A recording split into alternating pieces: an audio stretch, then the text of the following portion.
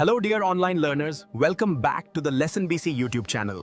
We are launching physics tutoring lessons for high school students. Our goal is to help you understand physics concepts clearly and confidently. If you have any comments or to improve our lessons, you're welcome. Write your questions and comments on the comments section. today we will see capacitors in series and parallel. Stay tuned. Capacitors. You know, they're in pretty much every electronic device you own. But their real power isn't just one single component. It's all about how they work together. In this explainer, we're going to break down how to master series and parallel capacitor circuits, giving you the tools you need to analyze pretty much any network you'll ever see. Okay, let's just dive right in. These little guys are, and I mean this literally, everywhere. They're the unsung heroes that store and release energy in an instant, powering everything from your camera flash to life-saving defibrillators. But here's the thing. A single capacitor by itself often isn't quite right for the job, and that's exactly why we combine them. We're about to see how series and parallel connections let us design circuits with exactly the properties we need.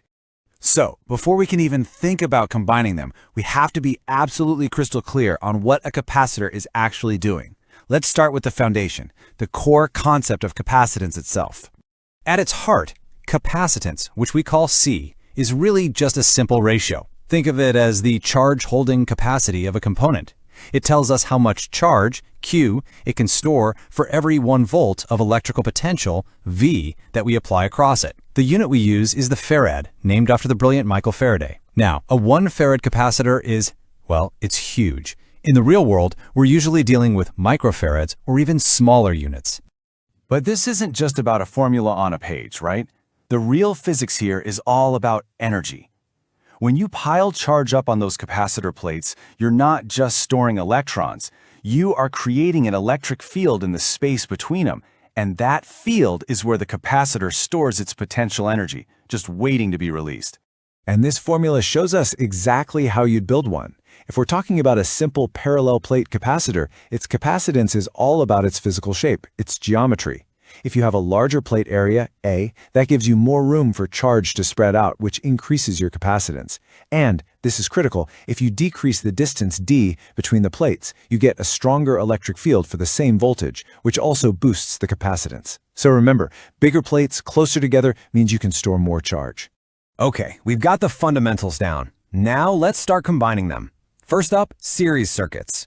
This is where we connect our capacitors one after another, all in a single line. So this is the absolute key idea, the one thing you have to remember. Picture charge flowing out of a battery. It has to go through the first capacitor, and then the second, and so on. There's no other way for it to go. It's a one-way street. Because of this single path, the amount of charge that builds up on every single capacitor in that series line has to be identical. That is the golden rule for series circuits. And that rule is our key to figuring out the formula for the total or equivalent capacitance. We know the total voltage from the battery gets split up across all the capacitors. So V total is just V1 plus V2 and so on. Now we just swap in our main equation, V equals Q over C, and since that charge, Q, is the same for every single term, bam, we can just cancel it out of the whole equation. And what are we left with? This weird-looking reciprocal relationship. All right, let's put this to the test with a classic problem. We've got 2 capacitors, 1 microfarad and 2 microfarads, and we hook them up in series to a 12-volt battery. We need to find 2 things, the total equivalent capacitance and, this is important, the charge on just that first capacitor. Okay, first things first. Let's use our new reciprocal formula. 1 over 1 plus 1 over 2 gives us 3 over 2. And remember, please don't forget to flip it back over. The equivalent capacitance is 2/3 of a microfarad. Now, notice something interesting. The total capacitance is actually less than our smallest individual capacitor. Okay, now for the charge. We just use Q equals C equivalent times V. That gives us 8 microcoulombs. And because they're in series, that 8 microcoulombs is the total charge on the circuit. And it's also the charge on the 1 microfarad capacitor. All right, that was series. But what happens if we give the charge a choice? What if we give it multiple paths to follow? Well, that brings us to parallel circuits. Now, the key idea here is completely different. In a parallel setup, you have to picture each capacitor being connected independently across the same 2 points, which are basically the 2 terminals of the battery. Since they are all connected to the exact same source of potential difference, the voltage across every single capacitor must be identical. That's our golden rule for parallel circuits. And you know what? This rule makes the math way easier. The total charge that leaves the battery just splits up and some of it goes to each capacitor. So the total charge is simply the sum of the individual charges. We substitute Q equals CV into that equation, and since the voltage V is the same for every single term, we can just cancel it out. And we're left with this beautiful, simple result. The equivalent capacitance is just the straight-up sum of the individual ones. So let's use the exact same components as before, our 1 and 2 microfarad capacitors, but this time we'll connect them in parallel to that same 12-volt battery. What's the new equivalent capacitance, and how much total charge is stored this time? Man, this calculation is so much more straightforward. The equivalent capacitance is just 1 plus 2, which gives us 3 microfarads. The total charge drawn from the battery is C equivalent times V, which is 36 microcoulombs. Now hold on, let's compare that to the 8 microcoulombs we stored in the series circuit. Wow! By connecting in parallel, we have massively increased the circuit's ability to store charge. So we know how to calculate all this stuff, but why do we care? What's the point? Well, the answer goes right back to the physical meaning we talked about at the very beginning. It is all about storing and managing energy. The potential energy, which we call U, that's stored in that electric field can be calculated with either of these 2 formulas. They're just different versions of the same thing. The one you choose just depends on what information you have handy, whether you know the voltage or the charge. All right, now for a classic conceptual challenge, a real brain teaser. We charge up a capacitor, then we unplug it from the battery so no more charge can get on or off. Then we slide a piece of dielectric material, like plastic or glass, in between its plates. The question is, what happens to the stored energy? Does it go up, go down, or stay the same? Think about it for a second. Okay, let's reason our way through this. Step 1. The capacitor is disconnected. That is the single most important detail here. It means the charge, Q, is trapped on the plates. It has nowhere to go. So Q is constant. Got it? Okay. Step 2. We insert a dielectric. And what do dielectrics do? Their job is to increase capacitance. So C goes up. Now we just have to pick the right energy formula. We need the one that has our constant variable Q in it. That's U equals Q squared over 2C. So think about it. The numerator, Q, is constant. The denominator, C, is increasing. That means the total energy, U, must go down.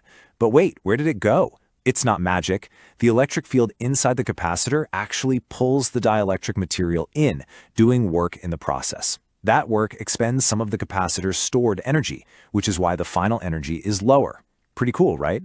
We've mastered series, we've mastered parallel. Now it's time for the final boss, tackling a circuit that has both. Whoa, okay, take a look at this thing. It's a bit of a mess, isn't it? A mix of series and parallel connections.